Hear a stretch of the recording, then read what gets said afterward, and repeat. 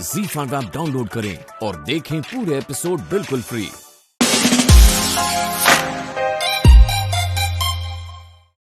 की तो समस्या है, सिर्फ दौड़ दौड़ कर जा नहीं सकती है ना आप बाला को ढूंढने।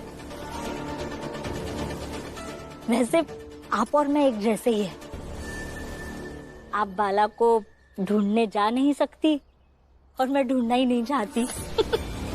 हाँ ऋचा भाई, हम दोनों एक जैसे हैं, लेकिन फर्क सिर्फ इतना है कि मैं पैरों से लाचार हूँ,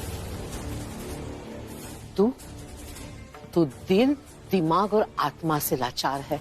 हाँ, और ये सारे चाल वाले इस परिवार के नौटंकी से लाचार है। बिल्कुल सही। हर 10-15 दिन में कोई ना कोई उठ के बाहर चला जाता है, फिर सारे परिवार वाले उसे ढूंढने चले जाते हैं। यही होता है यहाँ बस।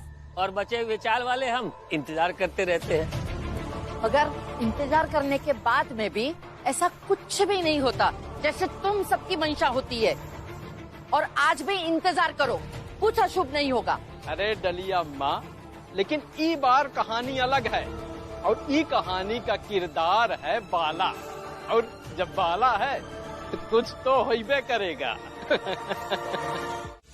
वो लोग कहीं फिर से ऐसी वैसी बातें ना करे जिससे बाला भैया फिर से जान देने के लिए निकल जाए। नहीं करेंगे वो लोग, क्योंकि उन्हें बाला भैया चाहिए। बाला भैया चाहिए? मतलब रमा, बाला भैया का सहारा लेकर, उनका इस्तेमाल करके वो हमें परेशान करने की कोशिश कर रहे हैं, हमें हराना चाहते हैं हर परिस्थिति में। देखना, वो बार बार बाला भैया की मर्दानगी को उकसाएंगे और बाला भैया भाभी से बुरा बर्ताव करेंगे और हम परेशान हो जाएंगे। आने वाले दिनों में इस सब के लिए तैयार रहना होगा हमें। बाला, कई बार होता है कि हाथी भी चींटी से परेशान हो जाता है, लेकिन उसके बदले हाथी जान देने जाता है क्या? हाँ, देखो बाला, ये बहुत ही अच्छा मौका है। आज की जीत के बाद तो मेरी घर वाली और उसका तरफदारी करने वाले लोगों का यही लग रहा होगा कि बस अब तो बाला हार ही गया। और अब तो उसका आत्मविश्वास और उम्मीद दोनों बहुत ऊंचाई पर चली गई होगी, और ऊंची आत्मविश्वास और उम्मीद से भरे व्यक्ति को हराने की खुशी ज्यादा होती है बाला। हाँ, इसलिए बाला उठाओ और ये लड़ाई को अंजाम तक लेके जाओ, वो अंजाम तक जहां हम मर्दन की ताकत की चाल के साथ साथ पूरे समाज में एकदम पक्की हो जाए, और फिर कौनो औरत सर उठाने की हिम्मत भी न कर सके।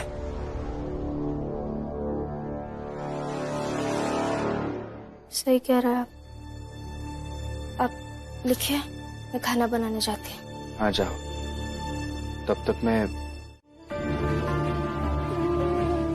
पापा क्या सोचते हैं मायने रखता है, और हम भी चाहते हैं कि आप खुश रहें। और वैसे भी हम आपके घर का हिस्सा नहीं है, पड़ोसी को हर मसले पे फैसला लेने की जरूरत नहीं। आनंद,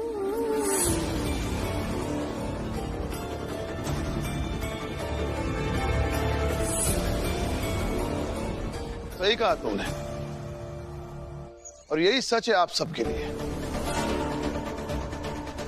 जय अपना अपना काम कीजिए। ये जीजाबाई घर के 3 औलादों में अपनी औलाद ढूंढ नहीं पाई, खुश नहीं हो पाई, और कहीं और से बच्चा गोद लेने पर ये खुश हो जाएगी। आप सबसे मैं जीजाबाई को ज्यादा जानता हूं।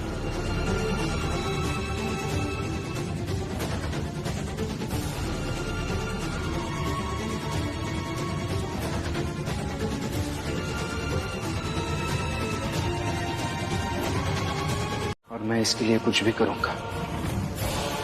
मैं इनकी सौतेली माँ थी इसलिए इनकी माँ नहीं बन पाई शायद, लेकिन इसका मतलब ये नहीं कि दुनिया के किसी भी बच्चे की माँ नहीं बन सकती मैं। प्रचंड देव जी, कमाल कमाल का भोज था ना। ये भी तो कमाल की थी।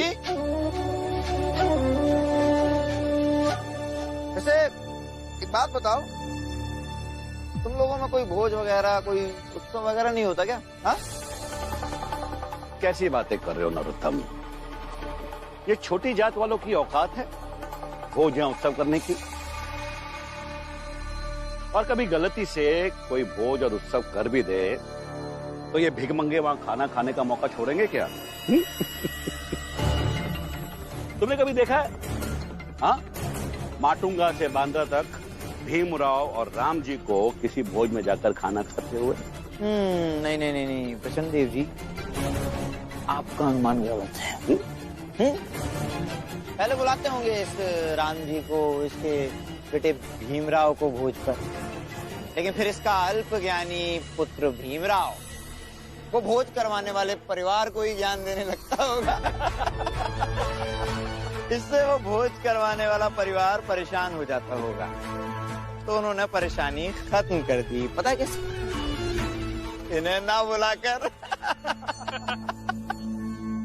नरोत्तम जोशी जी, हाँ, प्रचंड देव जी, आप उत्सव से आए हैं, आपका मूड अच्छा है।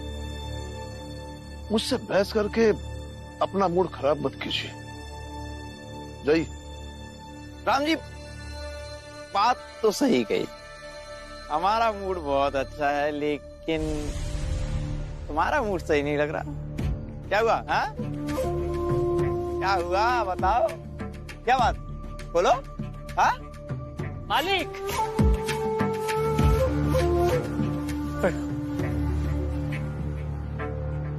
प्रणाम। हाँ। मैं कारण बताता हूँ। हाँ बताओ हितेश। बेटे ने कहा बाप से कि इस उम्र में फिर से बाप बन जाओ। ये सुनकर दिल मिलाकर भाग गया राम जी वहां से। बेटे ने कहा कि बाप बन जाओ, समझे नहीं? मालिक, भीमराव ने कहा बाबा आप और जीजाबाई मिलकर एक बच्चा गोद ले लीजिए, इससे आपका परिवार बन जाएगा। ये सुनते ही भाग आए चाल से। ये क्या हुआ? उड़ाओ हाथ, अभी तो बड़ी ताकत आ गई थी ना।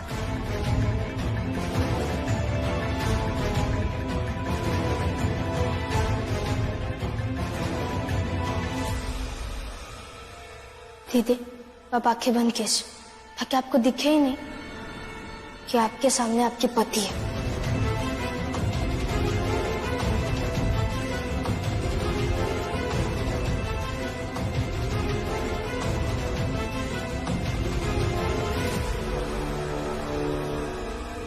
आंखें खोलो।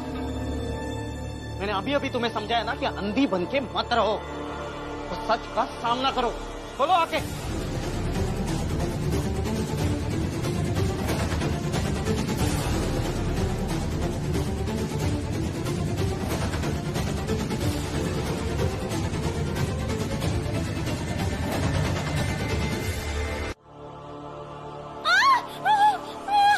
भाभी,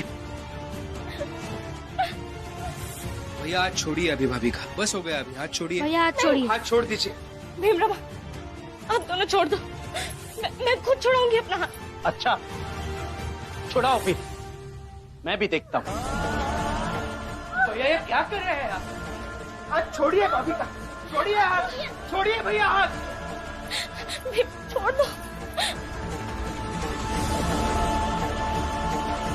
छोड़ दीजिए भैया, ये क्या कर रहे हैं? छोड़ दीजिए, छोड़ दीजिए भैया।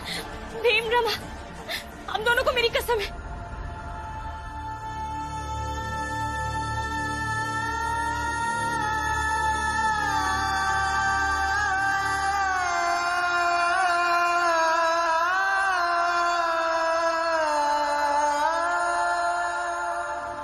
बुआ,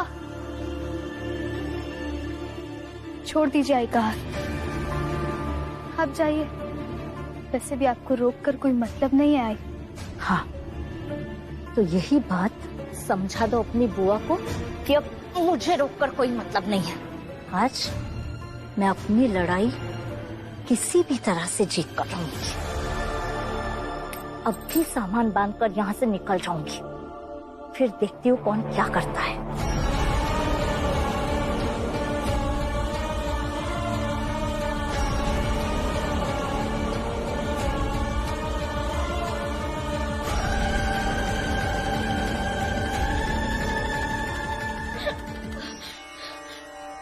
बाला, हाथ छोड़ो।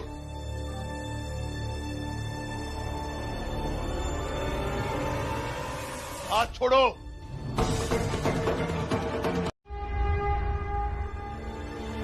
बाबा, ये पानी पीजिए। दीदी चाय बना रही है, मैं लेकर आती हूँ।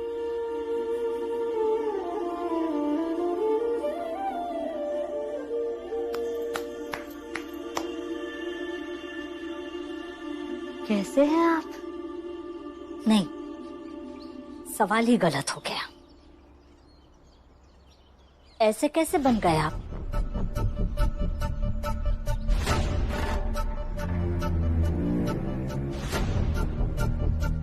तुम कहना क्या चाहती हो? देखा मैंने बाहर, बाला पर बहुत जोर जोर से चिल्ला रहे थे आप। आपका ये रूप तो कभी देखा ही नहीं मैंने। और क्यों चिल्ला रहे थे? क्योंकि बाला ने अपनी पत्नी का हाथ मरोड़ा था, और जो हर रोज आप मेरा भविष्य, मेरे सपने, मेरी ख्वाहिशें, मेरे सम्मान को मरोड़ते आए हैं, तब कहाँ गया था आपका ये रूप? तब नहीं देखा मैंने आपको कभी चिल्लाते हुए। देखो जीजाबाई, मुझे तुमसे कोई बात नहीं करनी। बात नहीं होगी, और निर्णायक बात होगी।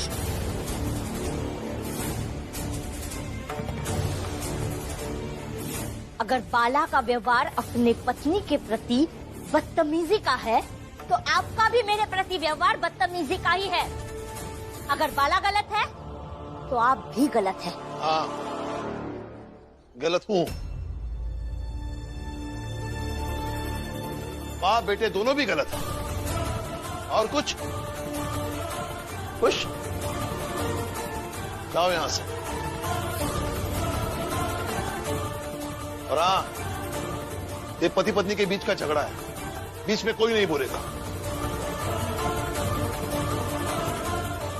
मेरा सबको लेकर बाहर जाओ। कोई कहीं नहीं जाएगा।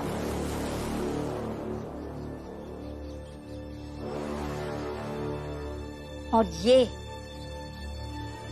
तो बिल्कुल नहीं जाएगा।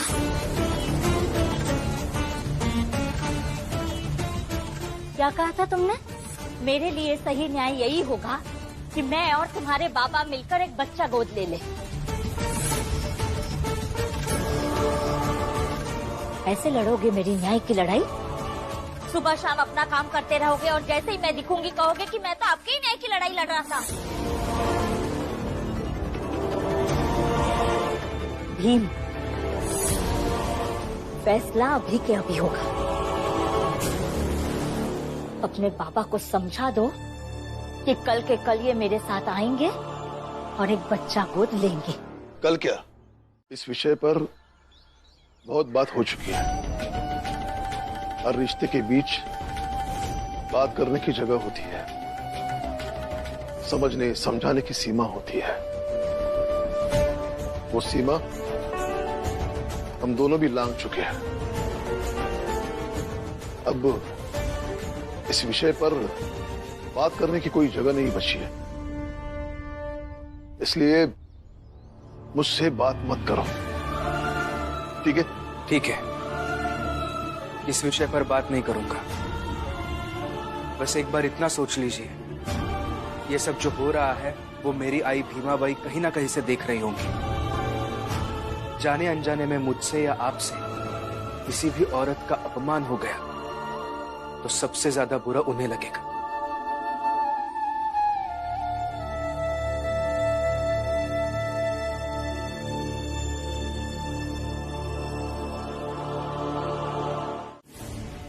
नहीं भीम, इस बार मत रोकना मुझे, क्योंकि तुम्हारे बाबा ने मुझसे माफी इसलिए मांगी क्योंकि भीमाबाई को बुरा लगेगा। इसमें मैं तो कहीं भी नहीं हूं, इसलिए इस बार मैं रुकूंगी नहीं।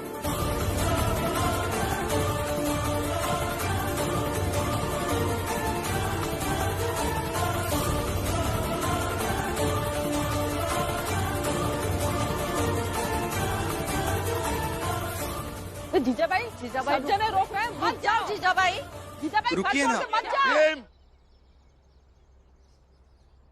उसे रोकने कोई नहीं जाएगा। जहां जाना चाहे जाए, कोई नहीं जाएगा।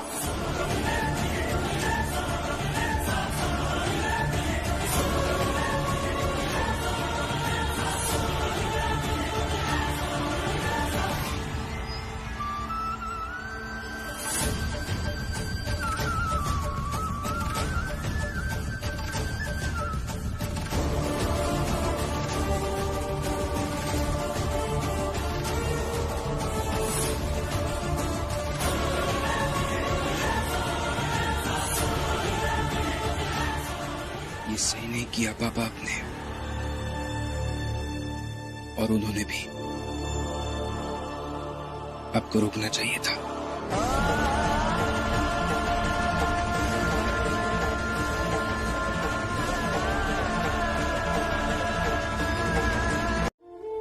हाँ,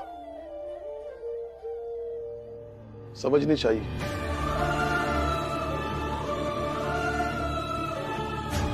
मुझे भीम की बात समझनी चाहिए। वहां बाहर बाला, आनंद यही कह रहे थे, यही बात हितेश, छोकू, जनार्दन कह रहे थे, फुलिया भी यही कह रही थी, और तुम भी यही कह रही हो। सबको ऐसा लगता है कि भीम के विचार इतने अच्छे हैं, तो उसके बाबा मान क्यों नहीं रहे हैं। भीम ने कभी सोचा भी नहीं होगा कि हम दोनों ऐसे एक दूसरे के आमने सामने कभी खड़े हो जाएंगे। बाबा, यही तो मैं आपको समझाना चाहता हूं। हम परिवार वाले हैं, हमें आमने सामने खड़ा नहीं होना है। एक दूसरे के लिए एक दूसरे का सहारा बनकर एक दूसरे के साथ खड़ा होना है। बाबा, आपने जो हम सबको कसम दी है कि हम आई को वापस नहीं लाएंगे, उसे वापस ले लीजिए ना। हम आई को वापस लाते हैं।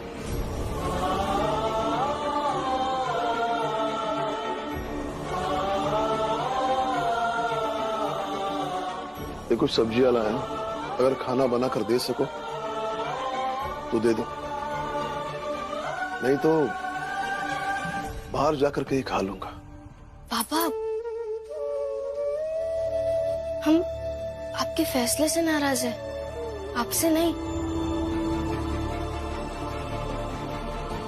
और हम आपको पराया नहीं मानते। मैं बनाती हूँ खाना।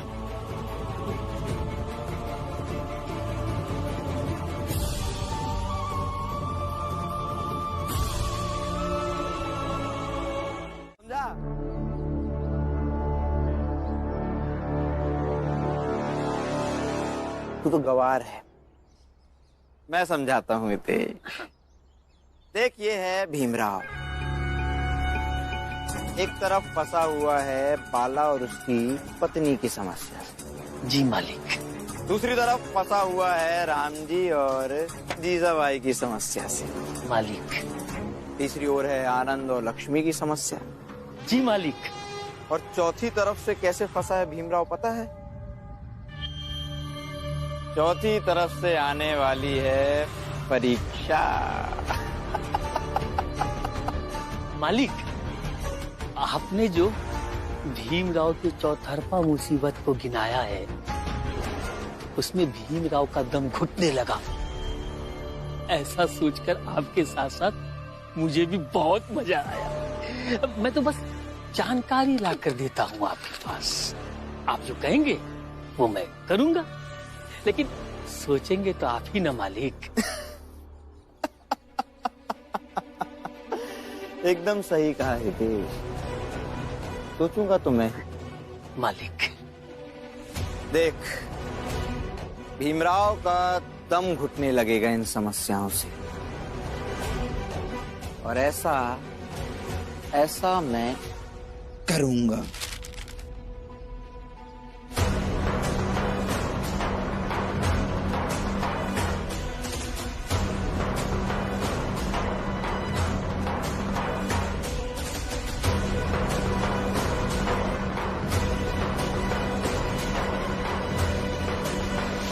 और मालिक, इस बार बात ये है कि भीमराव जिन समस्याओं से घिरा है उनमें से ज्यादातर समस्याएं उसके अपनों की उत्पन्न की हुई है। रात में आनंद और बाला ने भी राम जी को सुना दिया। हाँ, चाल की फुलिया उसने तो साफ साफ राम जी से कह दिया, राम जी भाऊ, जब आप खुद ही भीमराव के विचारों से सहमत नहीं हैं, तो ऐसा क्यों न कहा जाए कि भीमराव के विचार वाहियात होते हैं जिसे उसका बाप भी पसंद नहीं करता। बाबा को मेरी सोच से नहीं,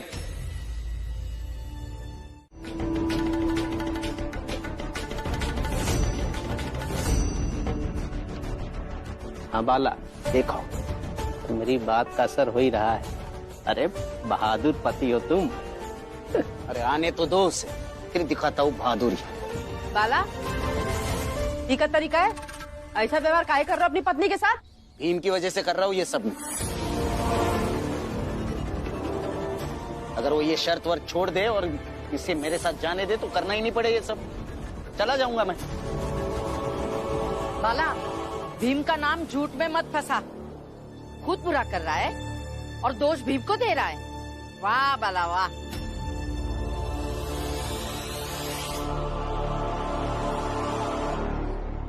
लीजिए चाय। शर्त तो याद है ना? अब मैं तुम्हारे हाथ से चाय तभी पीऊंगा जब तुम खुद अपना हाथ मुझसे छुड़ा पाओगे। बाला, कुछ तो शर्म करो। बाबा, आप शांत हो जाइए और देखिए कि आपकी बहू कितनी बहादुर है।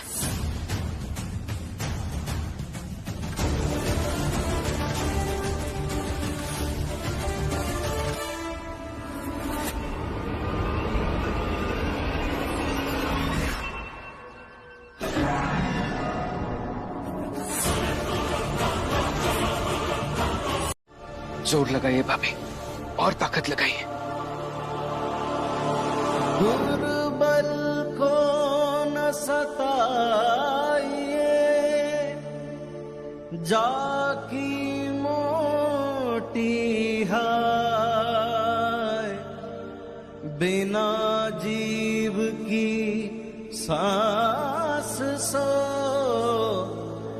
लोह भस्म हो जाए, लोह भस्म हो जाए।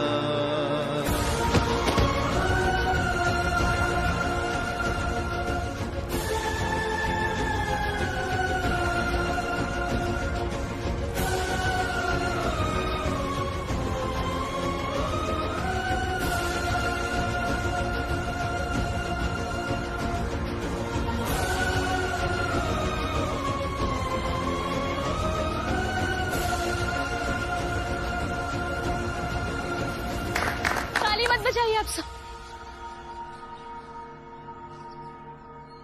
क्योंकि किसी भी पत्नी को ऐसे अपने पति को गिरे हुए, हारते हुए देखना अच्छा नहीं लगता।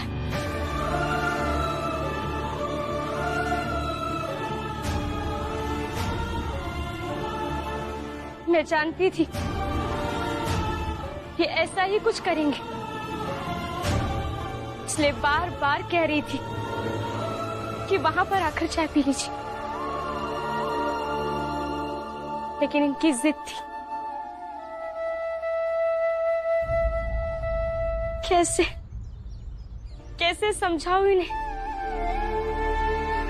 कि हर जिद अच्छी नहीं होती है और आपकी हर जिद बुरी है।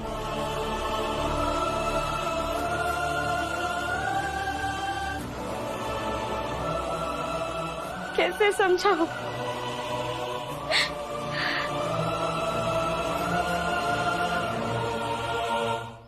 भाषण मत दो और चली जाओ यहां से।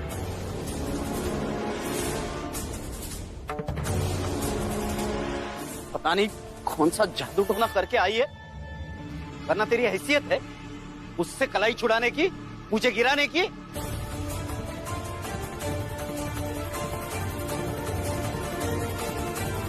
मेरा बहू के चीखने की आवाज बाला तक पहुंच रही होगी, लेकिन उसका चेहरा तो देखो,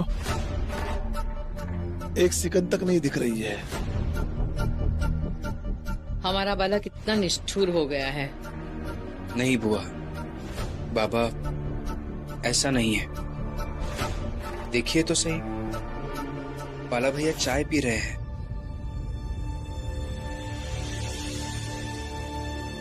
और इसका मतलब यही होता है कि आज बाला भैया एक हिस्सा हार गए और भाभी एक हिस्सा जीत गई। 10 दिन की शर्त है बाबा, बस 2 ही दिन हुए हैं। अब देखिए आने वाले 8 दिनों में बाला भैया का अहम पूरी तरह से पिघल जाएगा। सिर्फ 8 दिन बचे। इन 8 दिनों में भीम को हरा कर यहां से जाऊंगा। प्रणाम मालिक, प्रणाम मालिक। क्या हुआ? आप तो क्यों आ रहा है देश? मालिक, एक नई खबर लेके आया। कैसी खबर? मालिक, जीजाबाई जब घर छोड़कर चली गई तो मुझे लगा कि राम जी के घर की समस्या खत्म हो गई, मगर जीजाबाई ने एक वकील भेज दिया अपना। वो न्याय मांगने आया है और वो साफ साफ कह रहा है कि भीमराव के घर के सभी लोगों को जेल जाना पड़ेगा।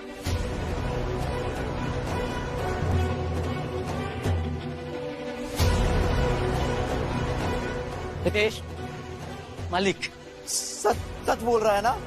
आज तक मैंने कभी आप लोगों से झूठ बोला है? शाबाश, बहुत खूब।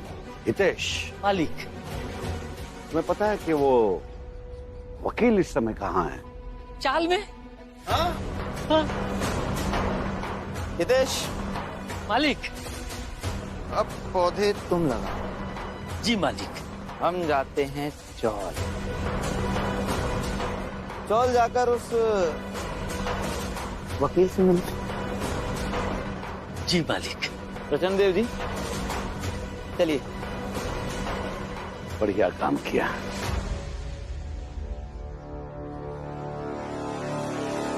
सब्जी लेने के बहाने आप भाग नहीं सकते। भाग नहीं रहा हूं, सब्जी लाने ही जा रहा हूं। और आप जाइए, आपको जो करना है कीजिए। और हाँ, जीजाबाई की हालत की जिम्मेदारी सिर्फ मेरी बनती है। आपको जो भी केस करना है मुझ पर कीजिए। अगर कानून सजा देगा तो मैं भुगतूंगा और कोई नहीं।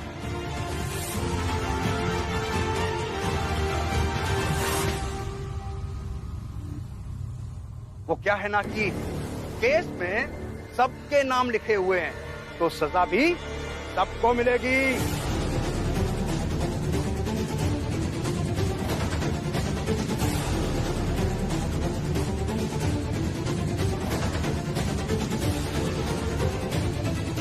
ZEE5 ऐप डाउनलोड करें और देखें सारे एपिसोड्स बिल्कुल फ्री।